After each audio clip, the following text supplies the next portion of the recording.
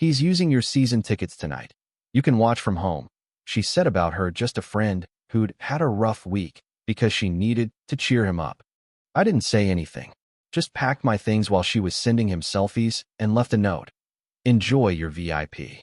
I, 32, male, had been with Claire, 29, for 2 years.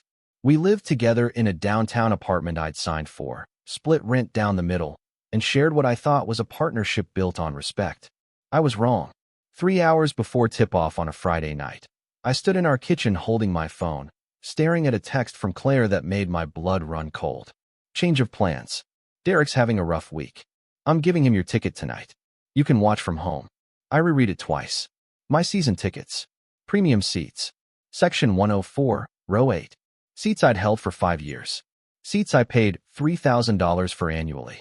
Seats I'd brought her to dozens of times. She was handing them to Derek, her coworker she swore was just a friend, and telling me to stay home like I was the babysitter being dismissed. I walked into the living room. She was on the couch, hair curled, makeup fresh, wearing the jersey I'd bought her last Christmas. She didn't even look up from her phone. Claire, I said, are you serious right now? She glanced up, annoyed. What? The tickets. You're giving my tickets to Derek. She sighed like I was the one being unreasonable. He's going through a breakup. He needs cheering up. Don't be selfish. I stood there, silent, watching her thumbs fly across her screen. She was texting someone, smiling at the screen. I didn't need to guess who. That smile told me everything I needed to know. The tickets weren't the betrayal. They were just the proof. Claire and I met at a mutual friend's birthday party 2 years earlier. She was funny, sharp, quick to laugh. We clicked fast. Within 6 months, we'd moved in together. She worked in marketing at a tech startup downtown. I worked in commercial real estate, long hours, but solid pay. We split everything 50-50. Rent, groceries, utilities. It felt fair. The season tickets were mine before we met. I'd been a fan since college. Every year, I renewed. Same seats. Same section. I'd built friendships with the people around me. The old couple in row 7. The guy in row 9 who brought his son every game. It wasn't just basketball. It was routine. It was mine. Claire came to games sometimes. She'd cheer during big plays, scroll her phone during timeouts. I didn't mind. She wasn't required to love it the way I did. But she knew what those tickets meant to me. She knew the cost. She knew the commitment. Derek showed up about 8 months into our relationship. New hire at her company. Mid-20s, fresh out of grad school, a little too friendly. Claire mentioned him casually at first. Derek made a joke in the meeting today. Derek brought donuts. Derek and I grabbed lunch. I didn't think much of it. Work friendships happen. But over time, his name came up more. Weekends included. Late-night texts she'd laugh at and not explain. Oh, just Derek being Derek, she'd say, waving me off. I asked her once, gently, if there was something I should know. She looked at me like I'd accused her of murder. He's a friend, okay? God, you're so insecure. I let it go. I didn't want to be that guy. The paranoid boyfriend who couldn't handle his girlfriend having male friends. So I stayed quiet. I ignored the gut feeling that told me something was off. That was my first mistake. The red flags started small. A text at 11 p.m. that made her grin. A phone call she took in the bathroom. A lunch that ran 3 hours with no explanation. 2 months before the ticket incident, Derek's name started appearing on our calendar. Dinner with Derek and the team. Drinks after work, Derek's organizing.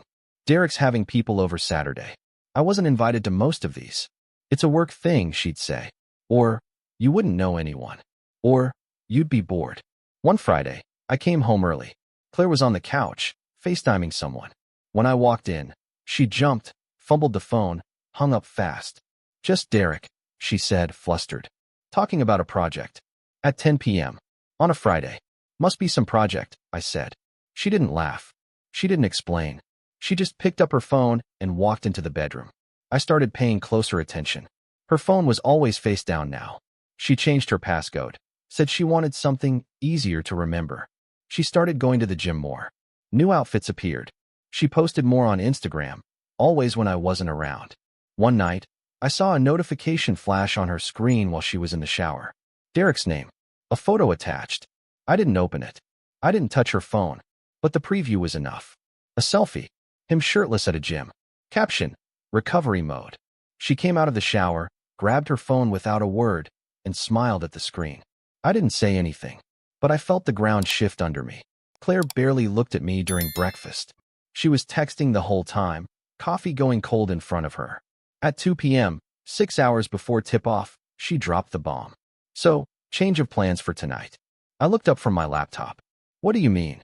Derek's going through a rough breakup. He's really struggling. I think it would be good for him to get out, you know?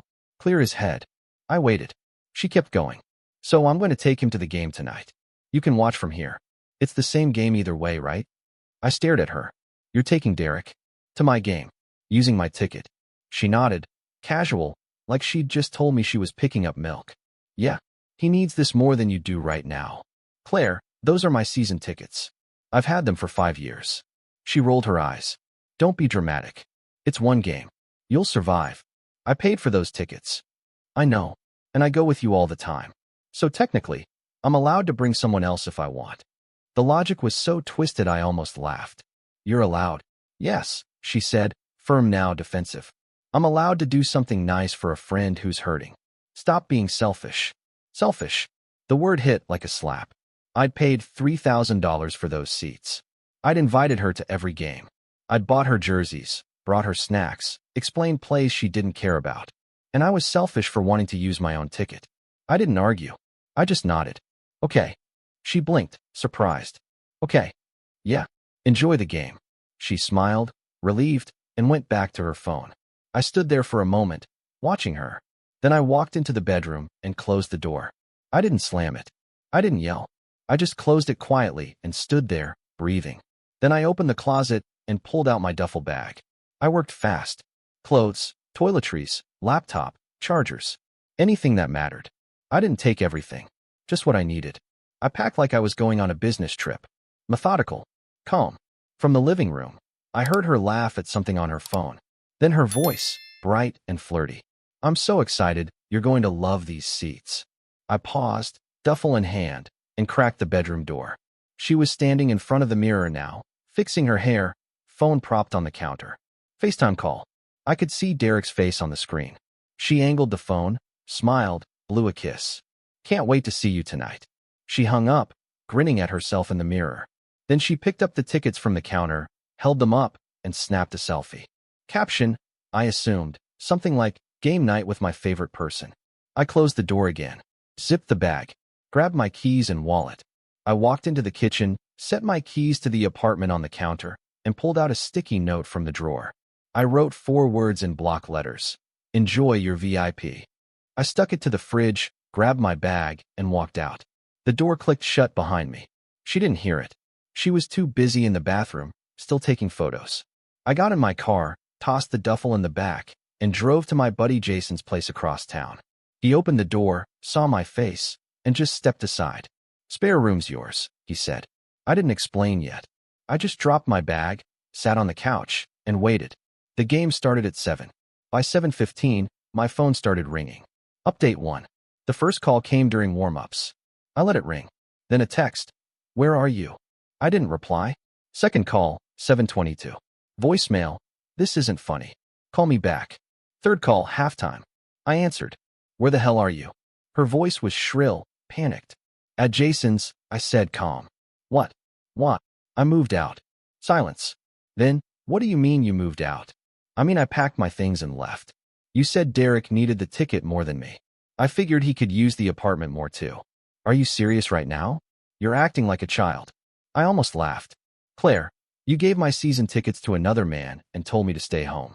I'm not acting like anything. I'm just done. Done? Over one game. Not over one game. Over 8 months of watching you prioritize him.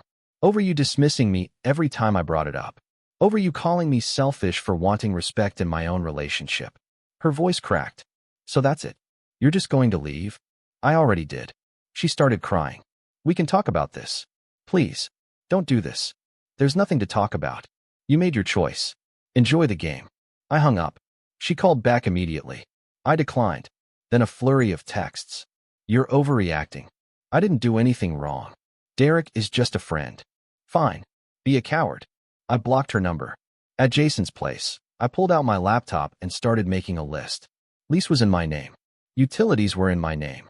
Streaming services, internet, Even the furniture, half of it I'd bought before we met. Jason sat across from me, beer in hand. You good? Yeah, I said. I'm good. He nodded. She's going to blow up your phone. Already did. I blocked her. He grinned. Cold. She wanted Derek to have a good night. I'm just making sure she does too. My phone buzzed. Unknown number. I answered. Hello. It's me. Claire's voice, shaky now. I'm calling from Derek's phone. I paused. Where's Derek? He's in the bathroom. Listen, I came home. The apartment is empty. Your stuff is gone. What did you take? My stuff. The TV is gone. The couch is gone. The TV and couch were mine. I bought them before you moved in. Her voice went cold. You can't just take everything. I took what was mine. Everything else is yours. Congrats. You've got the whole place to yourself now. You're being petty. I'm being fair. You wanted space for Derek. Now you've got it. She hung up.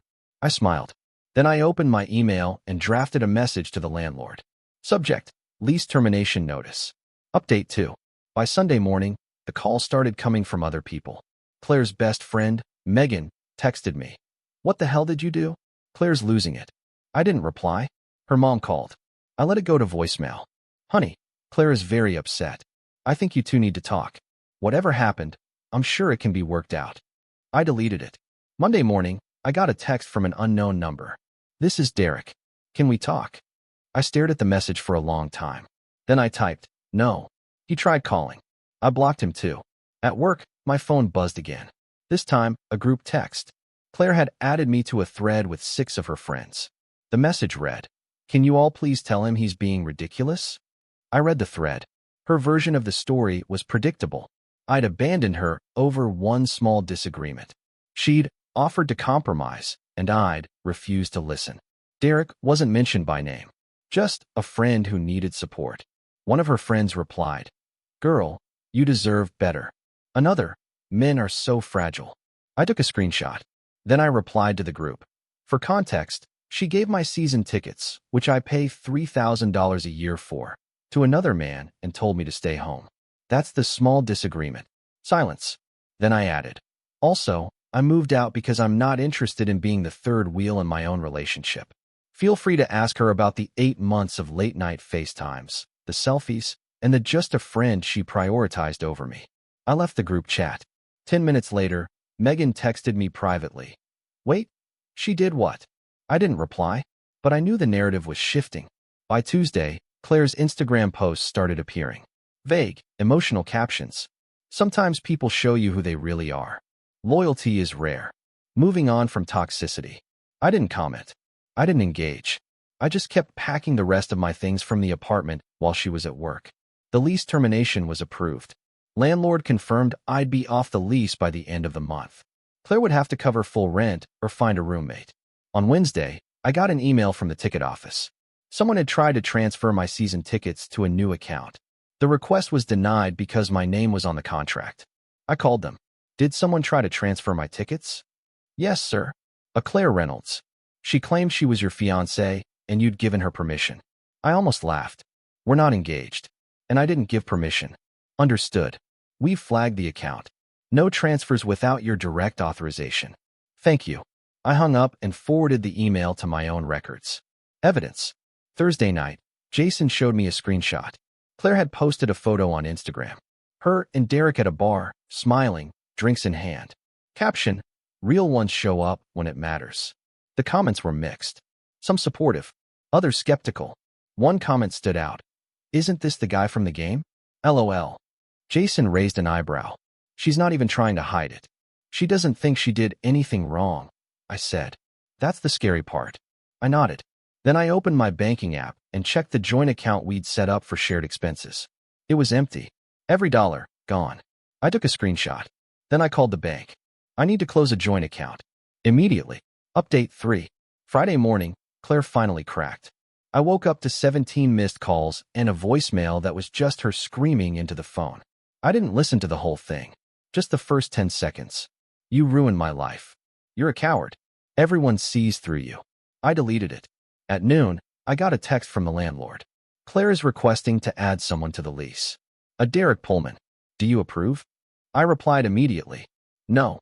I'm terminating my portion of the lease at the end of the month as discussed. Whatever she does after that is her decision, but I do not consent to adding anyone while I'm still on it. Understood.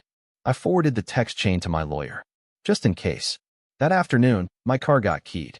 Long, jagged scratch down the driver's side. I found it in Jason's driveway when I got home from work.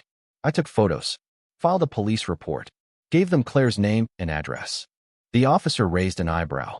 You think your ex-girlfriend did this? I don't know, but I'd like it documented. He nodded, wrote it down.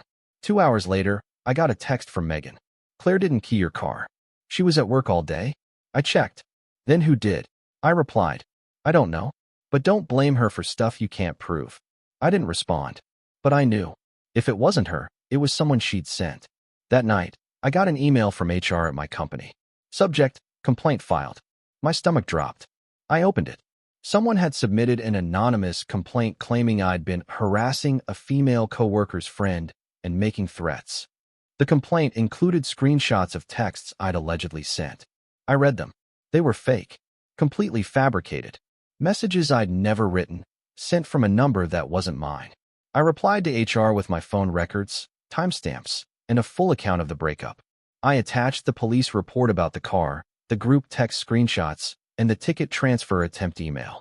HR replied within an hour. Thank you for the documentation. We'll investigate and follow up early next week. I sat back, exhaled. Jason walked into the room. You good? She's trying to bury me. Is it working? I shook my head. No. I've got receipts for everything. He grinned. That's my guy. By Sunday, the Instagram posts got darker. Claire's stories were full of cryptic quotes. Narcissists will make you look crazy for reacting to their abuse. When you set boundaries, toxic people will try to destroy you. I didn't respond. I didn't post. I just kept my head down and let her spiral. Monday morning, HR called. We've reviewed the complaint.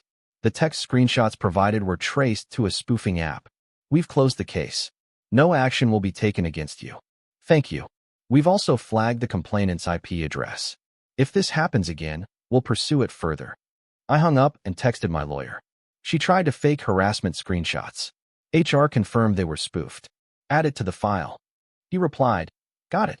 Let me know if she tries anything else. I wouldn't have to wait long. By mid-month, the cracks were showing. Claire's Instagram posts slowed down. The confident captions disappeared. Her last post was a photo of her and Derek at a coffee shop. No caption, just the photo. The comments were sparse. Megan texted me again. She's not doing well. That's not my problem, I replied. I know, but I thought you should know. I didn't ask for details. I didn't need them. A week later, Jason showed me another screenshot. This time, from Derek's Instagram. He'd posted a photo with a different woman. Caption, new chapter. Jason looked at me. Guess he moved on. I shrugged. Good for him. She's going to lose it. Probably. 2 days later, Claire texted me from a new number. Can we please talk? I know I messed up. I just want to explain. I stared at the message. Then I typed. There's nothing to explain. We're done.